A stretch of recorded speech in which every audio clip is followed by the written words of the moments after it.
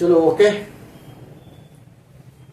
चला नमस्कार विद्यार्थी मित्रांनो, मी Phulmali sir spark technical academy मध्ये तुमचं स्वागत करतो. तर बघा, स्पार्क टेक्निकल अकॅडमी आज आपण जे शिकणार आहोत तर टॉपिक जो आहे आपला तो टॉपिक म्हणजे इथे बघा, टॉपिक आहे आपला transmission and distribution. Transmission and distribution. तर ट्रान्समिशन अँड डिस्ट्रीब्युशन खूप महत्वाचं आहे. तुमच्या विद्युत सहाय्यक परीक्षेला हे एमसीक्यू अतिशय महत्वाचे आहेत. तर हे एमसीक्यू तुम्हाला एक्झॅक्टली परीक्षेमध्ये विचारले जाईल.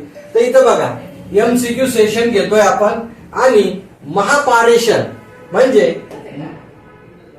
आता महापारेषणची तुम्ही एक्झाम तर दिली, परंतु आता आपल्याला फोकस करायचं आहे महावितरणला.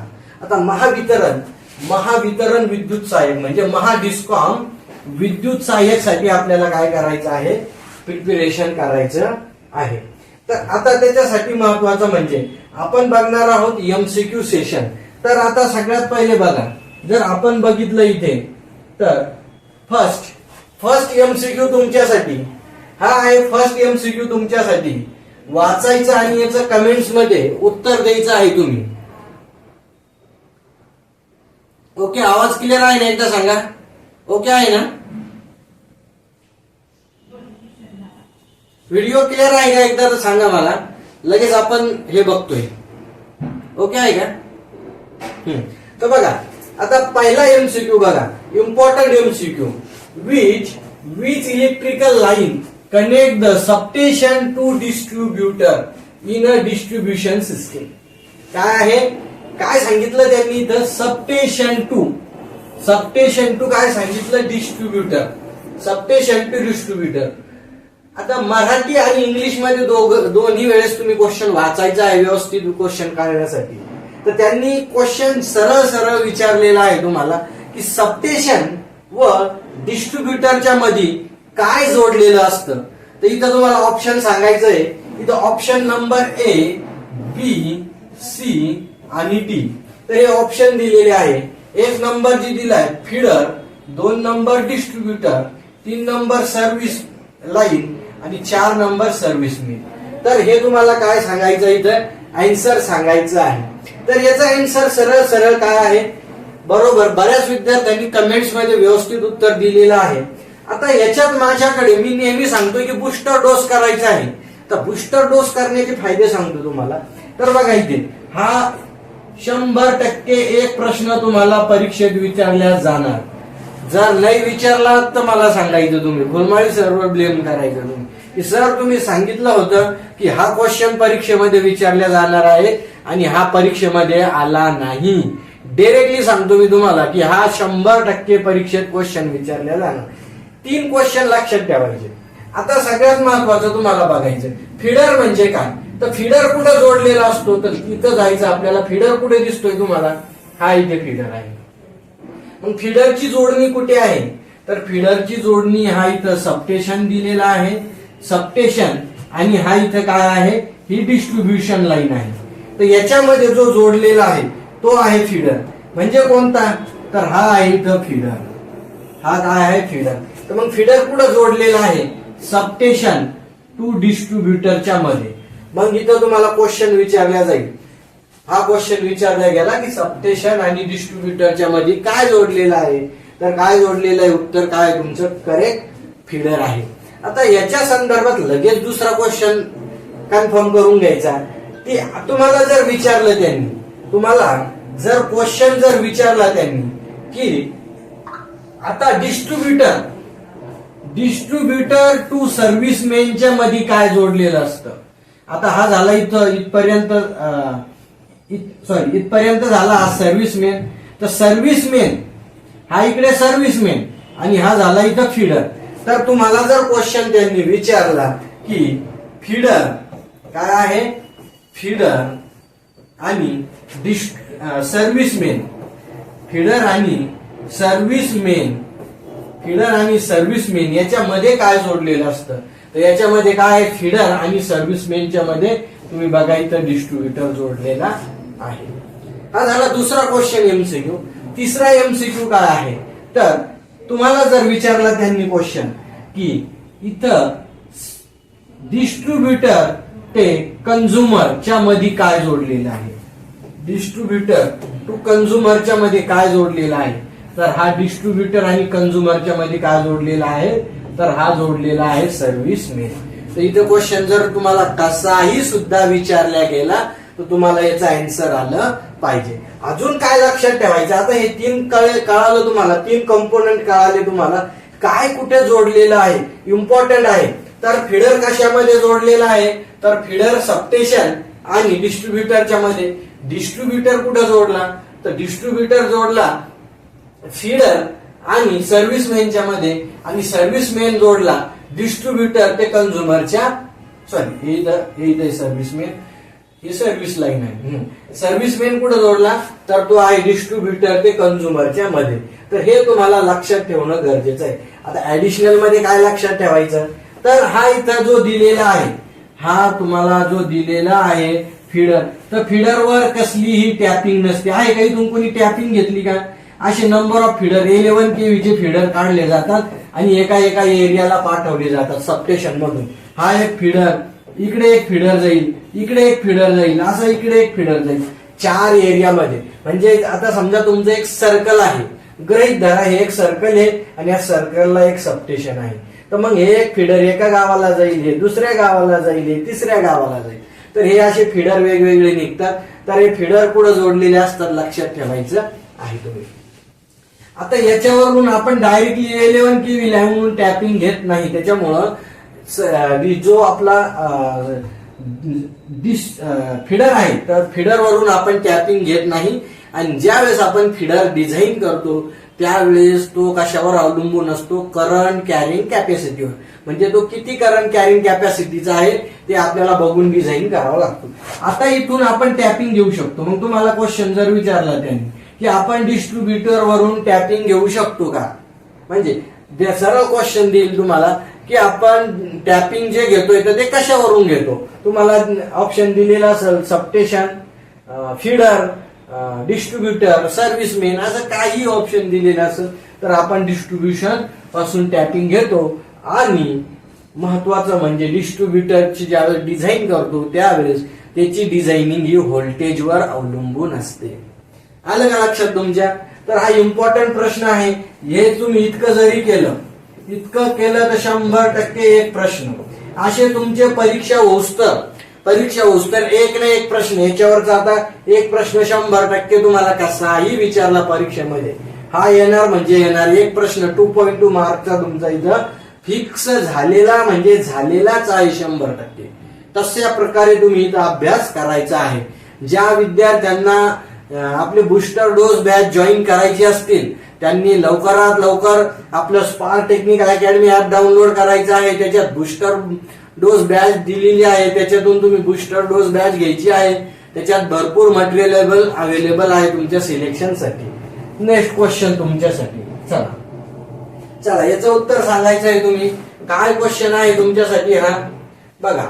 What is the insulation resistance, what is the insulation resistance between any two conductor in a medium voltage domestic installation as per IU rule. जो आपला भारतीय विद्युत नियम कायदा 1956 आणि त्याच्यामधले जे आययू रूल आहे त्या आययू रूलनं काय सांगितलंय की इथे जे दोन कंडक्टर आहेत, मीडियम व्होल्टेजचे कंडक्टर आहेत डोमेस्टिक, तर त्या दोन्ही कंडक्टर मधलं इन्सुलेशन रेजिस्टन्स किती असायला पाहिजे. तर इन्सुलेशन रेजिस्टन्स किती असायला पाहिजे तुम्ही कमेंट्स मध्ये उत्तर करायचं आहे. म्हणजे जनरली काय, हा एक कंडक्टर आहे, कोणता कंडक्टर आहे, ठीक आहे हा घेऊ आपण.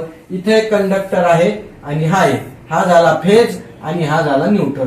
तर याच्यामध्ये दोन्हीच्या मध्ये इन्सुलेशन रेजिस्टन्स किती असायला पाहिजे त्यांनी सांगितलं. आणि ऑप्शन एक काय सांगताय की इन्फिनिटी म्हणताय, दुसरा सांगतोय more than 1 mega ohm, more than 2 ohm आणि मोर दॅन 3 मेगा ओहम. तर इथं काय आहे तुमचं करेक्ट आन्सर. तर करेक्ट आन्सर शक्यतो जे इन्सुलेशन रेजिस्टन्स आपण मेगरने मेजर करतो आणि insulation resistance always greater than 1 mega ohm. तर तुमचं 1 मेगा ओहम कुठे आन्सर आहे हे इथं दिलेलं आहे. 1 मेगा ओहम. तर हे तुम्हाला इम्पॉर्टंट आहे. नेक्स्ट क्वेश्चन काय सांगतोय तुमचा बघा. नेक्स्ट क्वेश्चन याचं उत्तर द्यायचं आहे.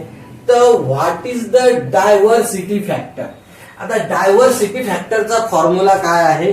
तर डायव्हर्सिटीचा फॅक्टरचा फॉर्म्युला तुम्हाला इथे सांगायचा आहे. तर करेक्ट आन्सर सांगायचा आहे डायव्हर्सिटी फॅक्टरच्या फॉर्म्युल्याचा तुम्हाला. तर करेक्ट आन्सर जो आहे तर कमेंट्स मध्ये आन्सर करा. चला कोणी उत्तर देतोय कमेंट्स मध्ये. ठीक आहे. बघा डायव्हर्सिटी फॅक्टर. आता बघा डायव्हर्सिटी फॅक्टर म्हणजे काय. तर installed load upon minimum actual load. याचं करेक्ट आन्सर आहे. अजून दुसरा याच्यात फॉर्म्युला आहे डायव्हर्सिटी फॅक्टरचा. डायव्हर्सिटी फॅक्टरचे दोन फॉर्म्युले आहेत आणि तो म्हणजे काय आहे इंडिव्हिज्युअल मॅक्झिमम डिमांड. काय individual maximum demand upon maximum demand. MD म्हणजे काय मॅक्झिमम डिमांड. मॅक्झिमम जे आता डायव्हर्सिटी फॅक्टर आहे. डायव्हर्सिटी फॅक्टर तर तुम्हाला याच्यावर शक्यतो काय मी सांगितलं होतं बऱ्याच पोरांनी इतका रट्टा मारला. याचे 10-15 फॉर्म्युले होते याचे डायव्हर्सिटी फॅक्टर काय काय फॅक्टर होते आणि तुम्हाला त्या फॅक्टरशी काही घेणं देणं नव्हतं.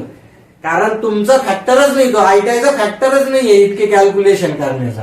त्याच्यामुळे मी काय सांगितलं होतं की तुम्हाला विचारलं तर काय विचारलं जाऊ शकतं की तुम्हाला विचारेल का बाबा हा कोणता फॅक्टर एक पेक्षा कमी आहे की जास्त आहे की याची किंमत किती आहे. आणि तसाच मी सांगितलं होतं ऍज इट इज जसा मी पेपर सांगितला होता त्याच प्रकारे पेपर पारेशानला आलेला होता.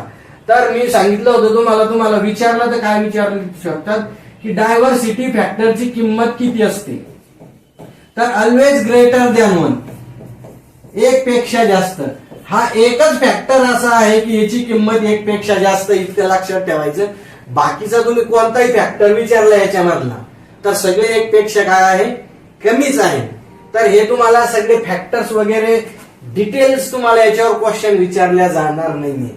तर सरळ तुम्हाला क्वेश्चन काय विचारल्या जाणार आहे डायव्हर्सिटी फॅक्टर एक पेक्षा कमी आहे जास्त आहे एक आहे काय असं विचारतील तर it is always greater than 1. हा क्वेश्चन तुम्हाला आला पाहिजे. बऱ्याच विद्यार्थ्यांनी कमेंट्स केलेले आहे.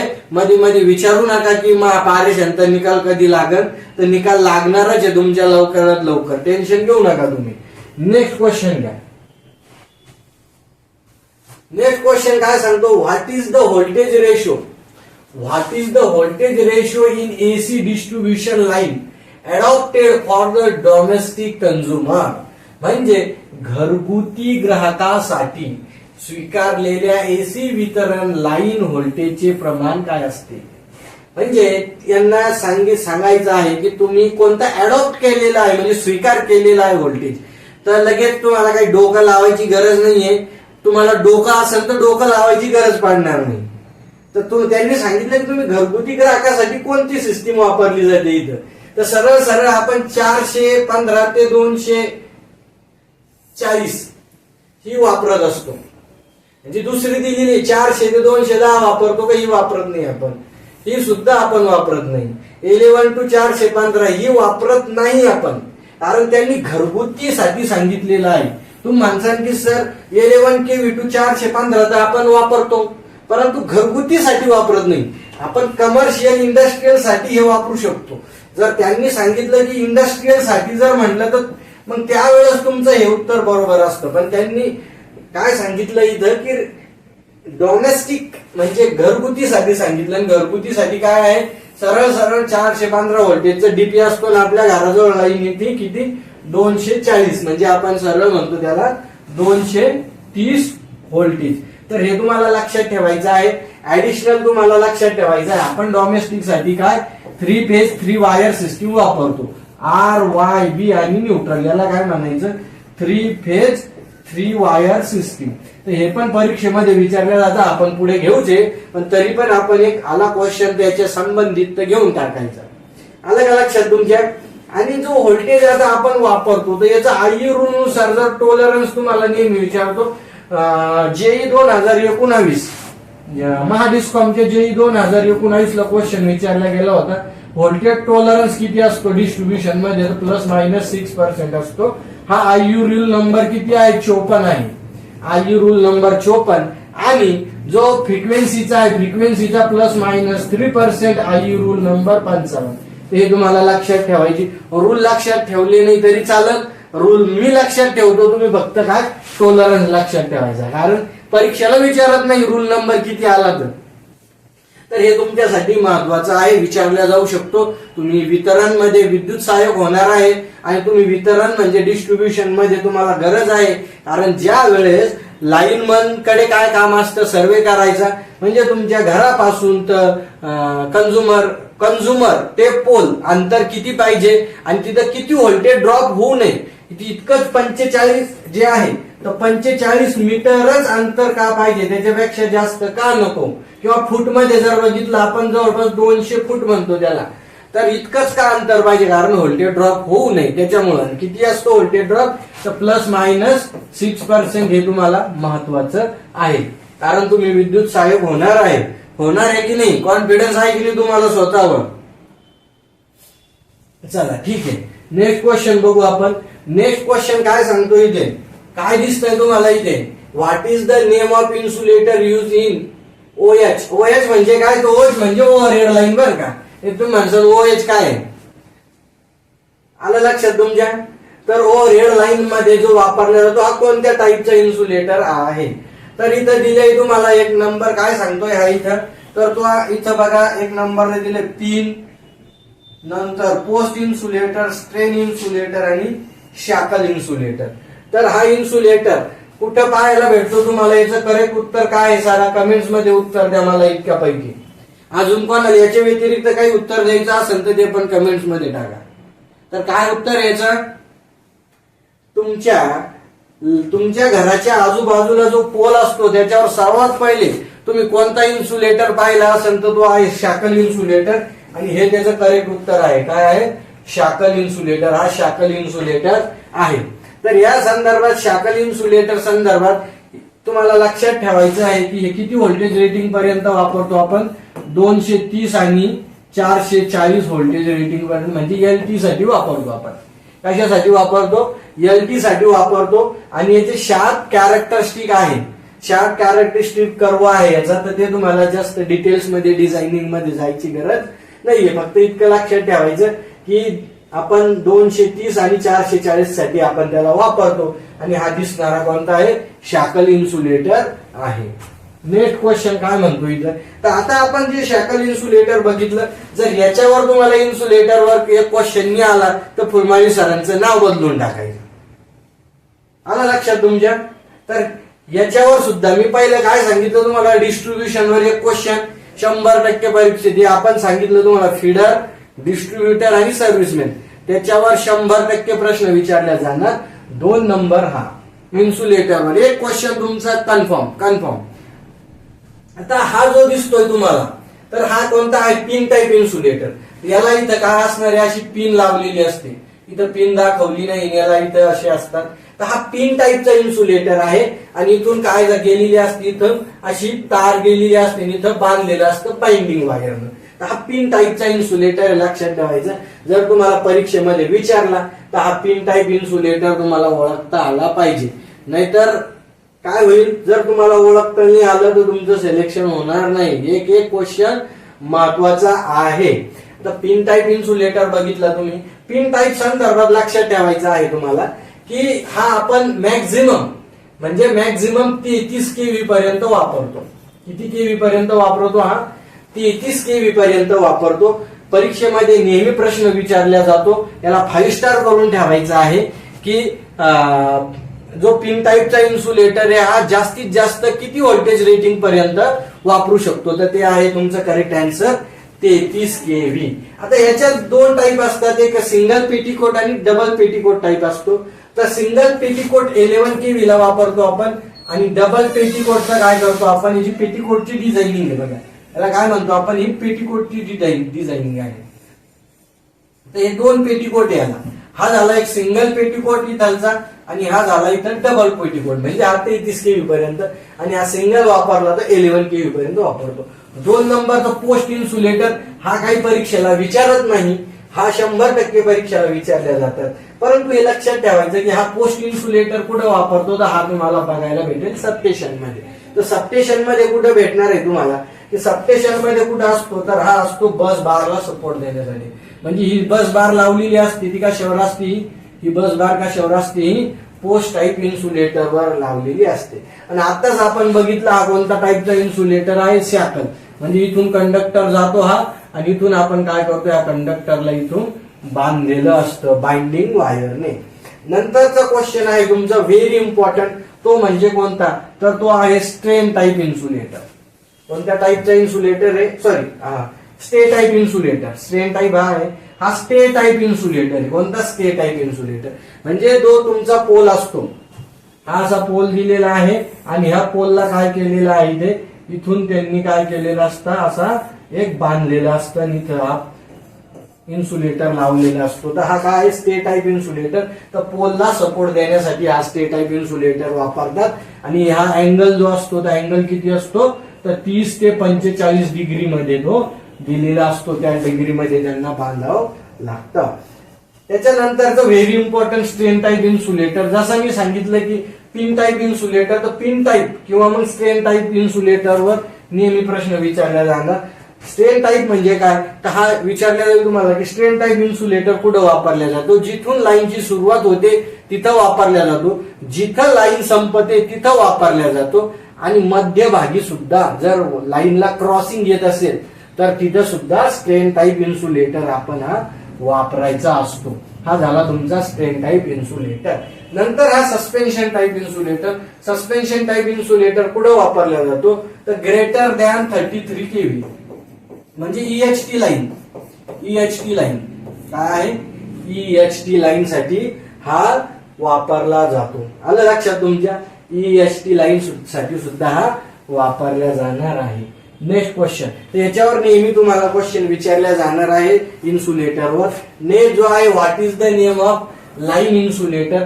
हा याच्यामध्ये दाखवलेला कोणता इन्सुलेटर आहे बाळांनो, हा तर हा इन्सुलेटर आहे सस्पेन्शन टाईप इन्सुलेटर. कोणता आहे, सस्पेन्शन. हे कोणत्या टाईपचे इन्सुलेटर आहेत, तर सस्पेन्शन टाईप इन्सुलेटर आहे.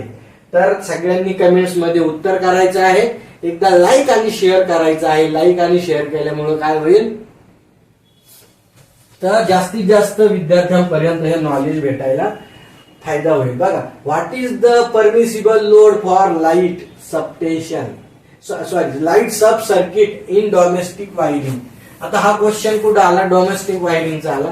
तर लाईट सब सर्किट वर किती लोड असतो बाळांनो, हा सुद्धा नेहमी प्रश्न विचारला जातो परीक्षेला. आताच पेपर झाला, एसईचा पेपर झाला, आणि जेईचा. म्हणजे एसई म्हणजे काय, सेशन इंजिनियर, आणि जेई म्हणजे ज्युनियर इंजिनियर. बीएमसी म्हणजे मुंबई महानगरपालिकामध्ये जे इंजिनियरचे पेपर झाले, त्या दोन्ही पेपरमध्ये हा प्रश्न विचारला गेला होता. तर लक्षात ठेवायचं. तर याचं करेक्ट आन्सर तुम्हाला सर्वांना माहित आहे, 800 वॅट. म्हणजे लाईट बोर्ड.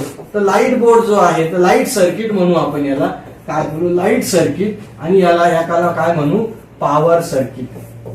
काय म्हणू, पॉवर सर्किट. तर याच्यावर मॅक्झिमम लोड किती आहे, तर 800 वॅट द्यायचा. आणि याच्यावर किती द्यायचा, तर 3000 वॅट द्यायचा आहे. स्विचेस किती, तर 10 स्विच. किती स्विच द्यायचे, याच्यावर 10 स्विच देऊ शकतो जास्तीत जास्त. आणि याच्यावर फक्त काय करू शकतो आपण, 2च स्विच देऊ शकतो. किती, 2च स्विच देऊ शकतो. आता स्विचेस जी रेटिंग आहे याची किती पाहिजे, जवळपास 5 एम्पियर पाहिजे. आणि याची जर म्हटलं आपल्याला तर 15 एम्पियर पाहिजे. किती, 15 एम्पियर. 15 किंवा 16 असं म्हणू आपण याला. आणि याला 5 किंवा 6, पण नियमानुसार आई रूल नुसार 5 आणि इकडं 15. आलं लक्षात तुमच्या. चला, नेक्स्ट क्वेश्चन तुमच्यासाठी आहे, तो म्हणजे काय आहे बघा. इथं दिला यांनी की what is the name of the insulators. पहा, इन्सुलेटरवर क्वेश्चन आला. या इन्सुलेटरचं नाव काय आहे, आता तुम्हाला दिसत असेल, आयडेंटिफाय करता येत असेल, तर इथे तुम्ही करेक्ट आन्सर सांगायचं याचं. तर याचं करेक्ट आन्सर सांगा. ए नंबर काय आहे, स्टे इन्सुलेटर आहे का, नाही. स्टे इन्सुलेटर कुठं असतो, पोलला सपोर्ट देण्यासाठी जो वायर लावलेला असतो त्याला. नंतर शाकल आहे का, तर शाकल मध्ये थोडं कन्फ्युजन असू शकतं. सस्पेन्शन आहे का, तर सस्पेन्शन सुद्धा नाहीये, स्टे सुद्धा नाहीये. मग सिंगल पिन सेडेड पिन आहे का, पिन इन्सुलेटर, सिंगल सेडेड, तर हे करेक्ट आहे.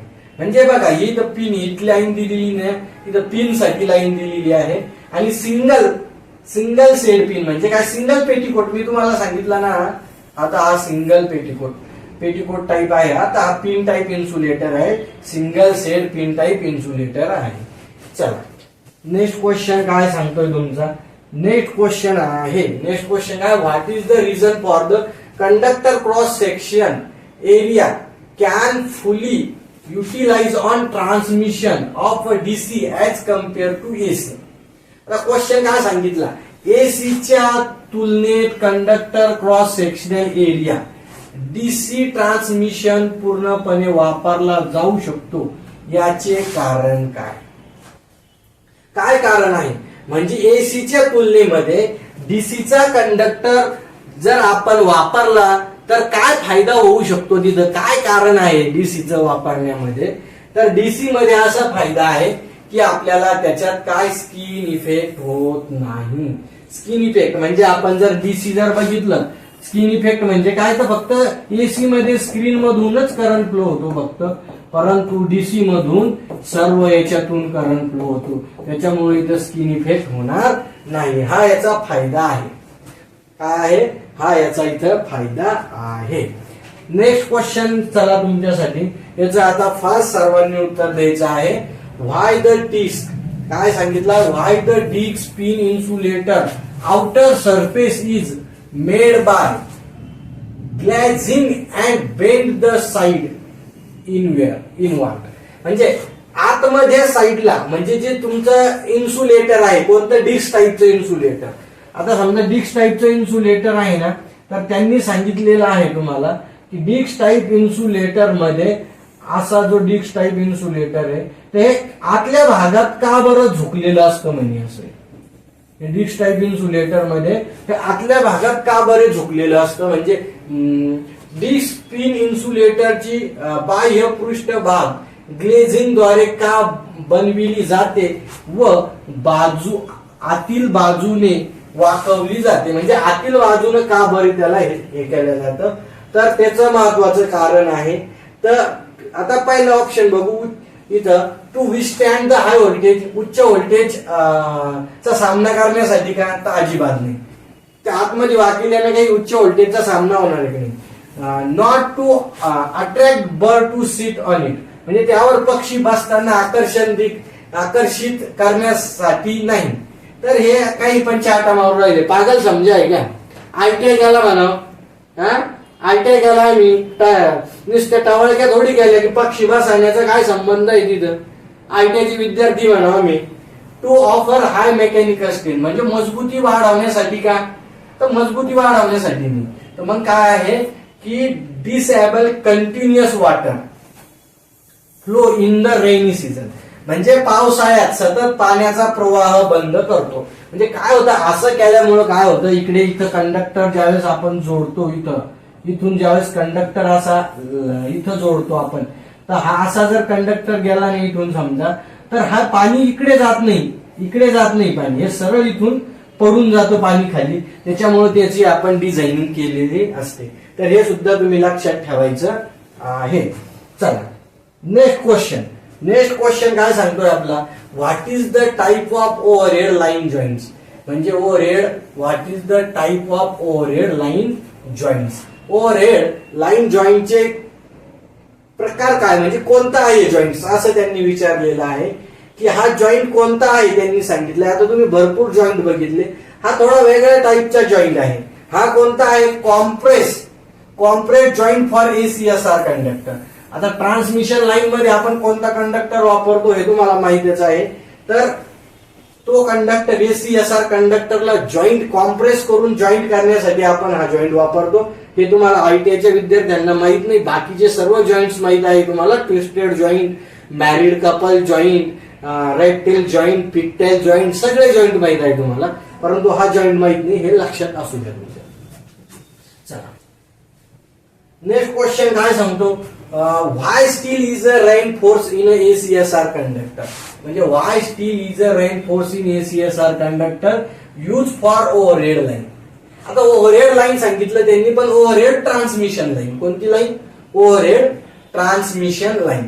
तर ओव्हरहेड ट्रान्समिशन लाईन मध्ये त्यांनी सांगितलेलं आहे की आता बघा कोणता कंडक्टर वापरतो, तर सगळ्यात पहिले तुम्हाला इम्पॉर्टंट आहे, व्हेरी इम्पॉर्टंट, ACSR कंडक्टर वापरतो. याचा फुल फॉर्म काय, अल्युमिनियम कंडक्टर स्टील रेनफोर्स. तर त्यांनी सांगितलं की याच्यात जो आपण मध्ये इथं स्टीलचे वायर वापरतो. आता हे सगळे बाजूने हे जे आहेत ना, हे दिसत आहे तुम्हाला, हे कशाचे आहे, तर हे अल्युमिनियमचे आहे. हे मध्ये जे दिसत आहे तुम्हाला, तर हे कोणते आहे वायर, स्टीलचे वायर आहे. तर त्यांनी सांगितलं की स्टीलचे वायर का बरं वापरायचे, स्टीलचे वायर का बरं वापरायचे. तर आपण पण सांगायचं, वेळा समजला का, माझा पण ITI झाला. स्टीलचे वायर कशाला वापरायचे, तर स्टीलचे वायर वापरायचे कशासाठी, मजबूत राहण्यासाठी, म्हणजे मजबूतीसाठी. तर कुठे आहे, काही दिसतंय का तुम्हाला, मजबूती संदर्भात काही दिसतंय का ऑप्शन मध्ये. Line sag to minimise line sag आहे का, अजिबात नाही. रिड्यूस द लाईन व्होल्टेज, अजिबात नाही. To increase the tensile strength, correct. म्हणजे इथे काय करायचंय आपल्याला, ताण, म्हणजे ताण शक्ती वाढवायची आहे त्याची. नाही तर काय व्हायचंय, ताण शक्ती वाढवली नाही की काय होईल, तुमचं इथे कंडक्टर ब्रेक होऊन जाईल. त्याच्यामुळं हे लक्षात ठेवायचं तुम्ही. आणि आपण कसं लिहितो, समजा याच्यात 7 कंडक्टर आहे आणि याच्यात 32 आहे, तर आपण कसं लिहितो, याला 32/7 असं त्याचं लिहिण्याची टॅक्ट आहे. तर हे सुद्धा तुम्हाला लक्षात असणं गरजेचं आहे. आणि ह्याच्यामध्ये जे हे आपण कंडक्टर वापरतो, हे मध्ये बघा इथे कंडक्टर, स्टीलचे वायर आणि हे बाहेरचे कंडक्टर, तर याच्यामधले कसलंही इन्सुलेशन राहत नाही, कारण स्किन इफेक्टमुळे यामधल्या स्टीलच्या वायर मधून करंटच वाहत नाही. आलं लक्षात तुम्हाला. व्हेरी इम्पॉर्टंट प्रश्न होता, याला पण 5 स्टार देऊन ठेवायचा आहे. जर 5 स्टार लिहिलेलं तुम्ही, तर तुम्हाला मग 5 स्टार हॉटेलमध्ये जाता येणार नाही का, कारण तुम्ही लागणारच नाही. Next question, which type of AC transmission is universally. आता इथं त्यांनी काय सांगितलं आहे की AC ट्रान्समिशन, आता त्यांनी काय सांगितलंय, AC ट्रान्समिशन म्हटलंय, काय म्हटलेलं आहे, AC ट्रान्समिशन. तर 2 फेज 4 वायर आहे का रे, ट्रान्समिशन मध्ये कोणते कोणते वायर बघितले, 2 फेज 4 वायर बघितलं का, तर अजिबात नाही बघितलं मी. 2 फेज 3 वायर आहे का, तर अजिबात नाही. सिंगल फेज 2 वायर आहे का, नाही. आणि 3 फेज 3 वायर आहे का, आहे. फक्त याच्यात काय सांगितलंय त्यांनी, 3 फेज 3 वायरच असतात. हे R, Y आणि B. ह्या जे हे आहे आपले ट्रान्समिशन लाईन, त्याच्यात 3च वायर असतात, R, Y, B. आणि डिस्ट्रीब्युशन मध्ये जर म्हटलं आपण, डिस्ट्रीब्युशन मध्ये, तर त्याच्यात काय असतं, R, Y, B. R, Y, B. आणि एक असतो कोणता तुमचा, त्याचा कलर असतो कोणता, तर तो असतो हा ब्लॅक कलर, म्हणजे इथं काय आहे, न्यूट्रल. असे 4 वायर असतात, याला म्हणायचं 3 फेज 4 वायर. जर ट्रान्समिशन मध्ये विचारलं तर 3 फेज 3 वायर, आणि डिस्ट्रीब्युशन सेकंडरी मध्ये जर विचारलं तर 3 फेज 4 वायर. हे इम्पॉर्टंट आहे तुमच्यासाठी, लक्षात ठेवायचं. तुम्ही डिस्ट्रीब्युशन मध्ये आहे, हा क्वेश्चन सुद्धा 100% तुम्हाला परीक्षेमध्ये विचारला जाऊ शकतो, असं फुलमाळी सरांनी सांगितलं होतं. हे डोक्यात ठेवायचं आहे तुम्हाला. चला नेक्स्ट क्वेश्चन काय सांगतो आता, which type of line insulator use for terminating on corner post. म्हणजे यांनी काय सांगितलं इथं बघा, काय सांगितलेलं आहे त्यांनी की which type of insulator use for terminating on corner post. म्हणजे कॉर्नर पोस्ट जिथं लाईन संपत्ती तिथं कोणता इन्सुलेटर वापरला जात असेल. तर इथं काय होतं बघा, तर इथं स्ट्रेन इन्सुलेटर वापरतो आपण. काय आहे, स्ट्रेन इन्सुलेटर वापरतो. परंतु जनरली लक्षात ठेवायचं आहे तुम्ही, तर इथं त्यांनी काय दिलंय की ऑप्शन मध्ये इथं स्ट्रेन सुद्धा दिलेलं आहे, स्ट्रेन सुद्धा दिलेलं आहे. तर आता आणि इथं पिन सुद्धा दिलेलं आहे. काय, स्ट्रेन सुद्धा दिलेलं आहे आणि पिन सुद्धा दिलेलं आहे. तर इथं नेहमी लक्षात ठेवा, जर आपण शक्यतो आपण कोणतं इन्सुलेटर वापरतो, तर स्ट्रेन इन्सुलेटर वापरतो. जर स्ट्रेन, आता या दोन्ही पैकी जर ऑप्शन मध्ये तुम्हाला पिन आणि स्ट्रेन जर दिलं, तर आता इथं त्यांनी स्पेशली मेन्शन मी केलं, तर ट्रान्समिशन जर आला तुम्हाला, तर ट्रान्समिशन मध्ये आपण काय करतो, स्ट्रेन वापरतो आणि डिस्ट्रीब्युशन मध्ये पिन वापरतो. काय करतो, डिस्ट्रीब्युशन मध्ये पिन वापरतो. तर हा इथं पिन इन्सुलेटर दिलेला आहे बघा, हा इथं तुम्ही पिन टाईपचे इन्सुलेटर बघू शकता तुम्ही. आता नेक्स्ट क्वेश्चन काय सांगतो बघा, काय सांगितलं, what is the reason for keeping a binding wire gap to close any very tight in a pin insulator. म्हणजे पिन इन्सुलेटर मध्ये बाइंडिंग वायर गॅप खूप जवळ आणि खूप घट्ट ठेवण्याचे काय कारण आहे, का बरं ठेवायचं इथं, तर स्पार्किंग टाळा. म्हणजे to avoid the sparking, to avoid the corrosion, to avoid the oxide formation आणि अवॉइड द ॲटमॉस्फेरिक प्रेशर. म्हणजे त्यांना म्हणायचं आहे स्पार्किंग टाळण्यासाठी का, गंज चढू नये म्हणून, ऑक्सिडेशन होऊ नये म्हणून आणि वातावरणाचा दाब टाळावा म्हणून. तर सगळ्यात सोपी गोष्ट आहे की स्पार्किंग का होते रे, जिथं लूज कॉन्टॅक्ट आहे तिथं स्पार्किंग होते. मग त्यांनी सांगितलं की टाईट का करायचं, तर टाईट का करायचं इथे, तर टू अवॉइड द स्पार्किंग. म्हणजे इथं काय, स्पार्किंग टाळण्यासाठी तुम्हाला इम्पॉर्टंट काय करावं लागेल, एकदम टाईट. हे बघा इथं टाईट काय, हा कंडक्टर आहे इथून, हा कंडक्टर इथं काय केलेलं, एकदम बाइंडिंग वायरनं एकदम घट्ट बांधलेलं आहे. इथं बाइंडिंग वायरनं काय केलेलं, यांना एकदम घट्ट टाईट बांधलेलं आहे. चला नेक्स्ट क्वेश्चन. आता याचा तरी तुम्हाला करेक्ट आन्सर देता आलं पाहिजे. What is the name of conductor use in overhead line.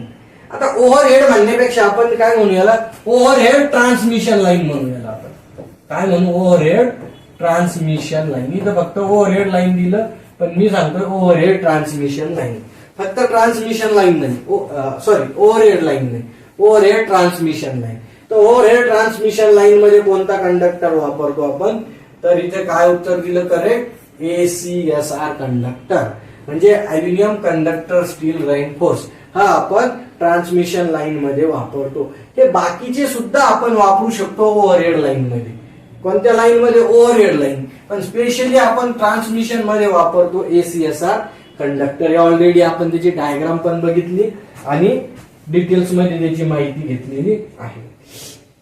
चला नेक्स्ट क्वेश्चन काय सांगतो, what is the name purpose of cross arm use in electrical pole.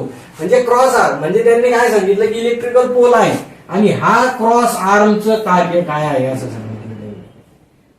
या क्रॉस आर्मचं कार्य काय आहे, काय आहे क्रॉस आर्मचं कार्य,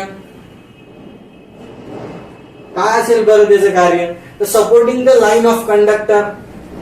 ऑप्शन 1 दिलाय supporting line of conductor, holding the insulator on overhead line, avoid the short circuit आणि रिड्यूस कंडक्टर सॅग बिटवीन. तर सॅग रिड्यूस करायचा नाही आपल्याला, अजून आपल्याला अवॉइड द शॉर्ट सर्किटचा काही संबंध नाहीये. आता दोन्ही याच्यातून सांगा बरं काय असू शकतं, सपोर्ट द लाईन कंडक्टर आणि नंतर holding the insulator on overhead line. म्हणजे ओव्हरहेड लाईन वरील इन्सुलेटर धरून ठेवण्यासाठी किंवा मग सपोर्ट द लाईन कंडक्टर. चला कमेंट्स मध्ये याचं उत्तर सांगायचं आहे तुम्ही मला. कशासाठी काय करायचंय आपल्याला, सपोर्ट कशाला करायचा आहे,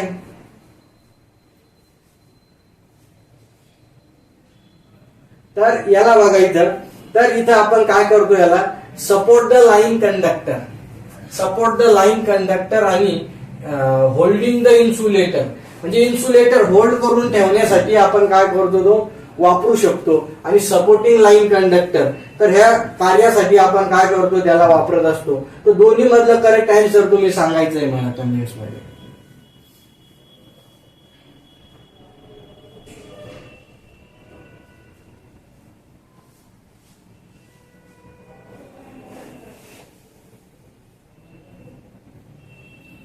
चला नेक्स्ट क्वेश्चन. कमेंट्स मध्ये उत्तर टाकत जा, फक्त तुम्ही हे करू नका. तुमच्यासाठी क्वेश्चन ठेवला तो कमेंट्स मध्ये. सर्वांनी ज्यांनी पण व्हिडिओ बघितला, जे ऑनलाईन आहेत त्यांनी त्याचं उत्तर टाकायचं आहे कमेंट्स मध्ये. चला, which type of line insulator use in, which type of line insulator is use at the dead end of the HT overhead line.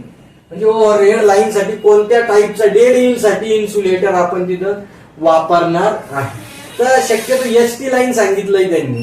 काय सांगितलेलं आहे, तर आता याच्यात सगळ्यात पहिले तुम्हाला बघायचं आहे पिन आहे का, डिस्क आहे का, स्टे आहे का, पोस्ट आहे का. तर इथं काय, इथं कन्फ्युज व्हायचं नाही. आता इथं तुम्हाला काय करायचंय, त्यांनी एचटी लाईन सांगितलेली आहे. एचटी म्हणजे काय, तर 33 kV पर्यंतच फक्त, 33 kV पर्यंतच फक्त. तर 33 kV पर्यंत आपण डिक सुद्धा इथं वापरू शकतो, डिश टाईप इन्सुलेटर. आलं लक्षात तुमच्या? तर काय ऑप्शन येत आहे त्याच्यानुसार तुम्हाला तिथे आन्सर सिलेक्ट करणं गरजेचं आहे. तर व्हॉट इज द ॲडव्हान्टेज, काय सांगितलं त्यांनी, what is the advantage of AC power transmission. म्हणजे एसी पॉवर ट्रान्समिशनचा फायदा काय, एसीच का बरं ट्रान्सफर करायचा आहे, डीसी का बरं करू नये.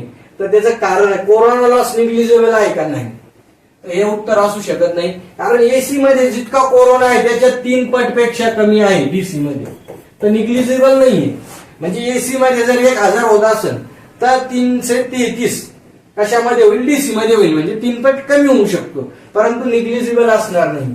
Trace on transmission line is minimum, म्हणजे ट्रान्समिशन लाईन मधला लॉस मिनिमम होऊ शकतो का, तर काय डीसी पार्ट व एसी पार्ट वा त्याच्यात काही संबंधच नाही ताणचा.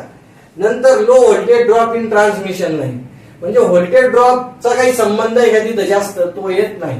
तो voltage can be step up and step down. Correct. महत्वाचा पॉइंट काय, एसी मध्ये स्टेप अप करू शकतो, स्टेप डाऊन करू शकतो, परंतु आपण डीसी मध्ये तसं काही करू शकत नाही. स्टेप अप करता येणार नाही आणि स्टेप डाऊन करता येणार नाही. त्याच्यामुळे हे इम्पॉर्टंट आहे. चला, कळालं तुम्हाला सर्वांना. हे महत्वाचा क्वेश्चन होता, स्टेप अप करा, स्टेप डाऊन करा. म्हणजे जसं ट्रान्सफॉर्मर काम करतो तसं तुम्ही पण काम करायचं, मित्रांनी बसायचं आणि त्याला स्टेप अप करायचं, पण स्टेप डाऊन नाही करायचं बरं का. म्हणजे स्टेप अप करायचं म्हणजे काय, त्याला जर टेक्निकलचं कळत नसेल तर तू सांगायचं, त्याला म्हणायचं मग आपण स्टेप अप करणे, फक्त स्टेप डाऊन करू नका. म्हणजे त्याला जर जास्त येत असेल तर त्याला म्हणू नका अभ्यास करू नका, आता तुझा अभ्यास झाला म्हणून. चला, नेक्स्ट क्वेश्चन काय सांगतो इथं, व्हॉट इज एसीएसआर. पहा, इथं एसीएसआरचं स्टँड आहे, तुम्हाला इथं फुल फॉर्म आलेलाच आहे इथं, तर तुम्हाला लक्षात ठेवायचं आहे. हे क्वेश्चन परीक्षेला विचारले जाणारच आहे हा क्वेश्चन. तर ऑल कंडक्टर स्टील रेनफोर्स आहे का, अजिबात नाही. ऑल कशाला, काही गरज आहे का ऑलची, नाही. अल्युमिनियम कोर कंडक्टर, आता बघा काही ठिकाणी बघा इथं aluminium core conductor steel reinforce हे दिलेलं आहे, आणि एक अल्युमिनियम कव्हर, तर कव्हर पण नाही. तर तुम्हाला कन्फ्युजन झालं तर इथं होऊ शकतं अल्युमिनियम कंडक्टर स्टील रेनफोर्स. आता याचा अर्थ जर बघितला ना दोघाचा तर सारखाच आहे अर्थ. Aluminium core steel reinforce, core म्हणजे काय, कंडक्टर, कोर म्हणजे काय, कंडक्टर. तो दोन्हीचा अर्थ सारखा आहे, परंतु इथं फुल फॉर्म जर बघितला तर आपण याला म्हणतो आपण अल्युमिनियम कंडक्टर स्टील रेनफोर्स. हेच तुमचं करेक्ट आन्सर असेल. असं तुम्हाला देणार नाही शक्यतो, कोर पण आणि कंडक्टर. माझ्या मते दोन्ही ऑप्शन ते चुकीचे दिलेले असणार आहे, त्याच्यामुळे दोन्ही देणार नाही तुम्हाला, दोन्ही पैकी एक देऊ शकतं कधी कधी. त्याच्यामुळं अल्युमिनियम कंडक्टर स्टील रेनफोर्स हे तुमचं करेक्ट आन्सर असणार आहे. कोर सुद्धा हे सुद्धा करेक्ट असू शकतं.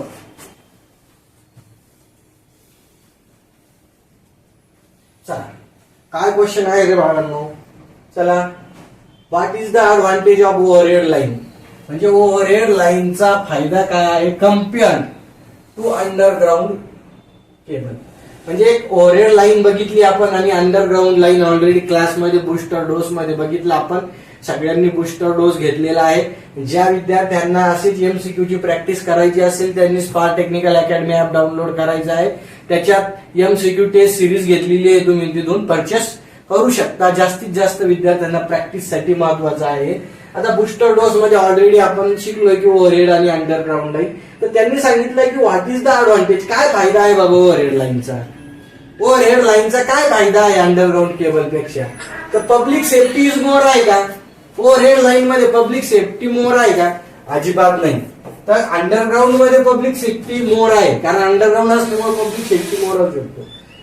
Fault can be located easy, तर हे बरोबर आहे. आपण एकदम इझी फॉल्ट लोकेट करू शकतो. No interference with communication line, हे सुद्धा नाही. आणि not liable to the hazard from the lightning discharge, म्हणजे विजेच्या स्त्रावापासून होणाऱ्या धोक्याला जबाबदार नाही, तसं काही नाहीये. तर करेक्ट आन्सर काय आहे, fault can be easily located. म्हणजे तुमच्या डोळ्याला दिसेल ओव्हरहेड आहे, म्हणजे तुम्ही लगेच तुमच्या डोळ्यानं तो फॉल्ट इझिली फाइंड करू शकता, हे त्याचा आन्सर आहे, हे ऍडव्हान्टेज आहे. चला नेक्स्ट क्वेश्चन.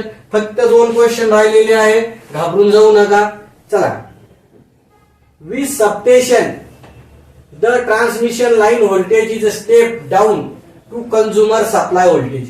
म्हणजे त्यांनी काय सांगितलं, what with substation the transmission line voltage is a step down to consumer supply voltage. म्हणजे कोणत्या सबस्टेशन ट्रान्समिशन लाईन व्होल्टेज ग्राहक पुरवठा व्होल्टेजवर खाली आणले जाते. तर काही पण सांगते खाली आणले जाते, वर इंग्लिश मध्ये वाचा. स्टेप डाऊन करायचं आहे आपल्याला. त्यांनी सांगितलं की कंझ्युमर पर्यंत नेण्यासाठी स्टेप डाऊन कोणत्या सबस्टेशन न करतो आपण, तर ऑब्विसली कोणतं सबस्टेशन असणार आहे, मोबाईल सबस्टेशनचा काय संबंध, इथं मोबाईलला सबस्टेशन लागतं का रे बाळांनो, नाही तर लाव सांग तुम्ही. सबस्टेशनवर जाऊन मोबाईल चार्जिंग लाव सांग 11 kV वर, काय होईल सांगा. 11 kV वर मोबाईल चार्जिंगला लावल्यावर जाळ आणि धूर काय आहे सोबतच. पुन्हा तुम्हाला म्हणणं की ITI कस का केला रे बाबा, तू पास होता का ITI ला. नंबर 2, मायनिंग सबस्टेशन असणार नाही, इथं मायनिंगचा काही संबंध नाही. कंझ्युमर मायनिंग म्हणजे का खाणीतला सबस्टेशन, खाणीचा सबस्टेशन. सेकंडरी सबस्टेशनचा पण काही संबंध नाही. राहिला तुमचा डिस्ट्रीब्युशन सबस्टेशन, तर हे तुमचं करेक्ट आन्सर आहे. डिस्ट्रीब्युशन सबस्टेशन तुमचं 1 नंबर करेक्ट आन्सर असणार आहे इथे. तर डिस्ट्रीब्युशन सबस्टेशन काय करतो, स्टेप डाऊन करून ग्राहकाला पॉवर ट्रान्सफर करत असतो. व्हेरी इम्पॉर्टंट क्वेश्चन, याच्यावर तुम्हाला परीक्षेमध्ये क्वेश्चन विचारला जाणार आहे. What will happen to the string arrangement of disc insulator if one disc insulator get damage. काय होईल त्यांनी सांगितलं. आता स्ट्रिंग म्हणजे काय तर माळ, हे इन्सुलेटर आहे बा. इथं हे असे टावरवर काय लावलेले असतात, हे भरपूर इन्सुलेटर लावलेले असतात. आणि त्यांनी काय सांगितलं, असं काय होईल एखादी डिस्क याच्यातली खराब झाली तर काय होईल रे बाळांनो, काय होईल. तर तुमचं करेक्ट आन्सर असणार आहे, तर हे आहे तुमचं only damage disc is a not a function. म्हणजे फक्त खराब झालेली डिस्क कार्य करणार नाही, बाकीचा काही परिणाम होणार नाही. तर ह्या डिस्क ज्या वापरल्या जातात, तर लक्षात ठेवा, तर याच्यावर क्वेश्चन विचारला जातो. तर इथं किती डिस्क दिलेले आहे, तर इथं समजा 3 डिस्क दिले. समजा 33 kV व्होल्टेज साठी किती डिस्क लागतात रे बाळांनो, सांगा, उत्तर सांगा. तर 33 kV साठी 3 डिस्क आहे. किती डिस्क आहे, 3. नंतर 66 kV साठी 5 डिस्क आहे. 132 kV साठी 9 डिस्क आहे. नंतर 132 झाल्यानंतर 220 kV साठी 14 डिस्क वापरायच्या. नंतर 400 kV साठी किती वापरायच्या, तर 21 ते 22 डिस्क वापरायच्या. किती, 21 ते 22. आणि 765 kV साठी किती वापरायच्या, तर इथं 42 डिस्क, 41 ते 42, जवळपास 42 डिस्क वापरायच्या.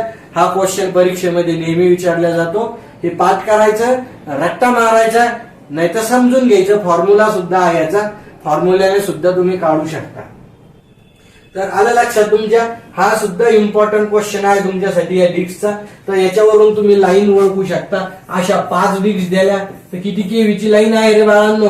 तर असं जायचं, तुम्ही फिरता फिरता टावरवर बघितलं आणि फिरता फिरता टावरवर बघितलं तर कोणी विचारलं अरे ही लाईन चालली किती केवीची लाईन आहे, तर लगेच डिस्क मोजायचे. तिथे 1 2 3 4 5 डिस्क आहे. लगेच फुलमाई सरचं ध्यान येऊ द्यायचं. फुलमाई सरांना सांगितलं होतं 5 डिस्क आहे. 5 डिस्क आहे म्हणजे 66 kV. ते म्हणणार कस काय, तर त्याला म्हणतात ITI झालेला म्हणा, माझा फुलमाई सरकडे क्लास केलेली आहे. आलं लक्षात तुमच्या. नेक्स्ट क्वेश्चन, लास्ट क्वेश्चन आहे तुमच्यासाठी हा. What will happen to the skin effect on a overhead conductor if the conductor diameter is small. जर कंडक्टरचा डायमीटर हा स्मॉल असेल तर काय प्रभाव होईल तिथं, तर तिथं नो इफेक्ट. काय, नो इफेक्ट रिमेन सेम, काही परिणाम होणार नाही तिथं. म्हणजे बिकम नगण्य होतो, निग्लिजिबल. काय आहे, निग्लिजिबल करेक्ट आन्सर आहे तुमचं, नगण्य होतो. तर हे तुमच्यासाठी महत्वाचे क्वेश्चन होते. हे परीक्षेत तुम्हाला याच्यापैकी आता जितकं शिकलोय तर ह्या MCQ पैकी, तर याच्यात तुम्हाला मी सांगितलंय की 100% विचारले जाणारे प्रश्न. फीडर, डिस्ट्रीब्युटर, सर्व्हिसमॅन वर एक क्वेश्चन तुमचा करेक्ट झालेला आहे. तो एक क्वेश्चन म्हणजे 2.2 मार्क. एक इन्सुलेटरवर तुमचा एक क्वेश्चन म्हणजे तुमचा त्याच्यावर 2.2 मार्क. आणि ऑदर जे शिकलेलो आहेत आपण त्याच्यावर तुमचा जवळपास 1 मार्क म्हणजे जवळपास 2.2 म्हणजे 6.6 मार्क एका तासात तुमचे पूर्ण झालेले आहेत. आलं लक्षात तुमच्या? म्हणजे याच्यापेक्षा जास्त पण येऊ शकतात. मिनिमम मार्क सांगितले मी तुम्हाला. फक्त 25 MCQ बघितले. त्या 25 MCQ मुळे जवळपास आपले 50 ते 100 MCQ शिकलो आपण. 25 ते 27 MCQ मधून आपण जास्त MCQ शिकलो. तर ते MCQ तुम्हाला इथं त्याचा फायदा होईल, परीक्षेमध्ये विचारल्या जाईल. तरी सर्व विद्यार्थ्यांनी लाईक आणि सबस्क्राईब करायचं आहे. आपली जी बॅच आहे ती ऑफलाईन बॅच सुद्धा सुरू झालेली आहे. ऑफलाईन तर आपल्या बॅचचं नाव काय आहे? चला आपण थोडं बघू. एक मिनिट चला. तर आपली जी बॅच आहे तर ऑफलाईन बॅच सुरू झालेली आहे. कशा संदर्भात? तर महाडिस्कॉम विद्युत सहाय्यक. आपल्या बॅचचं नाव काय आहे रे बाळांनो? तर बॅचचं नाव आहे आपला बूस्टर डोस सिलेक्शन बॅच. काय आहे आपल्या बॅचचं नाव? बूस्टर डोस सिलेक्शन बॅच हे आपल्या बॅचचं नाव आहे. तरी ज्या विद्यार्थ्यांना बूस्टर डोस सिलेक्शन बॅच करायची आहे, स्पेशली ऑफलाईन सांगतोय हा, ऑफलाईन बॅच कशी आहे आपली? ऑफलाईन बॅच असणार आहे. ही booster dose selection offline batch आहे. याच्यात तुम्हाला 100% फुलमाळी सरांची गॅरंटी तुमचं सिलेक्शन करून देणार. फक्त 1 महिना जरी उरला, एक तुमच्याकडे अजून किती महिने आहे? तुमच्या जवळपास 1.5 ते 2.25 महिने आहे. परंतु तुम्ही 1 महिना जरी असला तर तुमचं सिलेक्शन मी करून देणार. आता तुम्ही म्हणसाल सर का सिलेक्शन करू, कसं? तर बघा, जी तुमची ऑफलाईन बॅचला जे विद्यार्थी येतील ऑफलाईन बॅचला, तर मी म्हणतोय नेहमी रिस्क है तो पोस्ट फिक्स आहे. काय आहे? रिस्क आहे. जर मी रिस्क घेत असेल तर तुम्हाला सुद्धा रिस्क घ्यावं लागेल. काय? मी रिस्क घेतोय तर तुम्हाला रिस्क घ्यावी लागेल. त्याच्यामुळे आपण इथं सांगतोय की जर तुम्ही ऑफलाईनला आले तर ऑफलाईनच्या विद्यार्थ्यांसाठी एक रिस्क येतो फीस. गोष्ट अशी आहे, जर तुम्ही ऑफलाईन बॅचला आले, तुमचं ऑफलाईन बॅचला सिलेक्शन नाही झालं तर तुमची संपूर्ण फीस परत मिळेल तुम्हाला. ऑल इंडिया, ऑल महाराष्ट्र असो की ऑल इंडिया असो, कुणीही तुम्हाला गॅरंटी देणार नाही, कुणीही फीस तुम्हाला परत देणार नाही. हा बंद्या कळतो तुम्हाला? मी पण तुमच्यासारखं गावरान भाषा येते बरं मला. हा बंद्या तुम्हाला गॅरंटी देतो. ह्या तळमळीनं सांगतो तुम्हाला. मागची जी ऑपरेटरची बॅच होती ना, म्हणजे काय म्हणतो आपण ऑपरेटरला? उपकेंद्र सहाय्यक. एका महिन्यात सर्व विद्यार्थ्यांचं सिलेक्शन करून दिलं होतं. त्या विद्यार्थ्यांनी सांगितलं होतं, अरे तू 2 वर्षापासून 4 वर्षापासून अभ्यास करतोय आणि तुझं काही झालं नाही, आणि आता तू 1 महिन्यात काय तीर मारणार आहे रे बाळा. तो इतका डिमोटिवेट झाले ते विद्यार्थी. ते म्हणले अरे गोष्ट तर बरोबर आहे. त्या विद्यार्थ्याला म्हटलं जर तुला यायचं असेल तर सगळं कामधंदे सोडून 12 तास अभ्यास करून घेतो, प्रिपरेशन करून घेतो. 1.5 महिन्यात जर तुझं सिलेक्शन नाही झालं ना, 1 ते 1.5 महिन्यात सिलेक्शन नाही झालं ना तुझं, तर तुझी पूर्ण फी परत. काही विद्यार्थी माझ्या गावातले सुद्धा होते. गावातल्या विद्यार्थ्यांना सांगितलं तुम्ही आता पैसे देऊ नका, नंतर पैसे द्या सिलेक्शन झाल्यावर. तर असे सुद्धा विद्यार्थी आपण सिलेक्शन करून दिलं. तर ही तुमच्यासाठी चॅलेंज बॅच ही, challenge batch, booster dose selection batch. तर या बॅच मध्ये तुम्हाला सिलेक्शनची गॅरंटी. जर तुमची सिलेक्शन झालं नाही तर संपूर्ण फी परत तुम्हाला मिळेल. तरी ज्या विद्यार्थ्यांना ऑफलाईन बॅच करायची असेल, याच्यामध्ये तुम्हाला नंबर ऑफ फॅकल्टी वगैरे शिकवायला राहील तुमच्याकडून. काय मास्टर प्लॅन करून तुम्हाला सिलेक्शन करून द्यायचं ती आमची जबाबदारी. तो मास्टर प्लॅन आपण लीक करत नाहीये. जो आपला शिकवण्याचा मास्टर प्लॅन असेल तो लीक होणार नाही इथे. तर ज्या विद्यार्थ्यांना बॅच जॉईन करायची त्यांनी काय करायचं आहे, जो आपला नंबर आहे 9404040019, ह्या नंबरवर काय करायचं आहे, तुम्ही तुमचं नाव, ट्रेडचं नाव, ऍड्रेस आणि ट्रेड हे सगळं इन्फॉर्मेशन तुम्ही काय करायची आहे, पाठवायची आहे. म्हणजे तुमचं नेम, ऍड्रेस, ट्रेड आणि मोबाईल नंबर काय मोबाईल नंबर. तर इतके तुम्ही या व्हॉट्सअप नंबरला फोन वगैरे करू नका. मी फोन उचलणार नाही, पहिलेच सांगून देतो, कारण माझ्या मागे खूप कामं असतात. त्याच्यामुळं सगळ्यात महत्वाचं म्हणजे फोन मी उचलणार नाही. ह्या बॅच की मला सर बॅच जॉईन करायची, काय करायची ते तुम्हाला सर्व रिप्लाय देण्यात येईल. याच्यावर तुम्ही काय करायचं आहे, कॉन्टॅक्ट करायचा आहे. आणि सर्व विद्यार्थ्यांनी काय करायचं आहे, लवकरात लवकर आपली लिमिटेड बॅच, जी की 200 विद्यार्थ्याची लिमिटेड बॅच असणार आहे, आपण त्या विद्यार्थ्याची लिमिटेड बॅच आहे. तर ज्या विद्यार्थ्यांना सिलेक्शन बॅच जॉईन करायची आहे विद्युत सहाय्यकची, तर तुम्ही म्हणसान सर आता तर खूप दिवस कमी राहिले, एक दीड महिन्याच राहिला, दीड महिन्यात काय करणार आहे आम्ही, तर ती जबाबदारी आमची आहे. आम्हाला काय करायची, काय स्ट्रॅटेजी द्यायची, काय सिलेक्शन फॉर्म्युला द्यायचा तुम्हाला, तर ते आमच्यावर जबाबदारी आहे.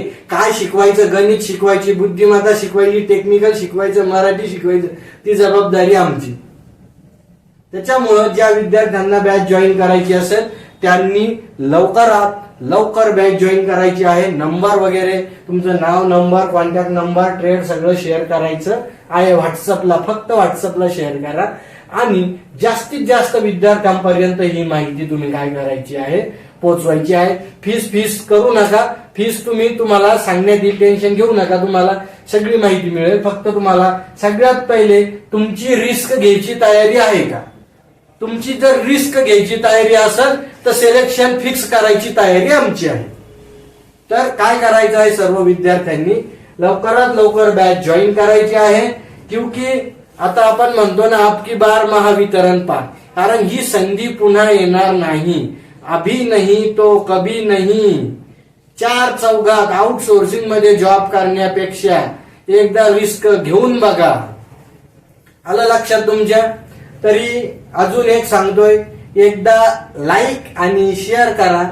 तुमचे जे मित्र मैत्रीण नातेवाईक भाऊ बहीण कोणी असेल ITI ला, जे महावितरण, महापारेषण, महानिर्मिती, पंप ऑपरेटर कशाचीही तयारी करत असेल तर त्यांनी काय करायचं आहे, त्यांच्यापर्यंत ही माहिती पोहोचवायची आहे. आलं लक्षात. तर सर्व विद्यार्थ्यांना आता काय, अभ्यासासाठी शुभेच्छा आणि लवकरात लवकर बॅच जॉईन करा. तुम्हाला सगळं डिटेल, सर्व तुम्हाला सिलेक्शन नुसार, तुमची स्ट्रॅटेजी नुसार तुमचं सिलेक्शन करून देण्यात येईल. चला, धन्यवाद.